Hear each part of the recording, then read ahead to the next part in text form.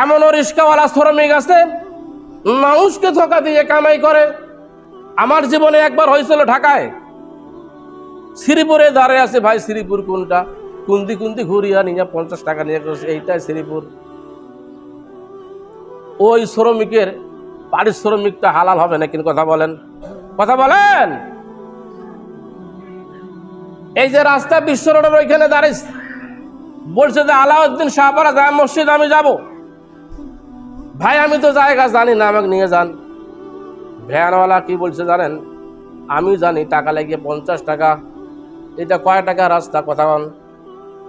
5 টাকা।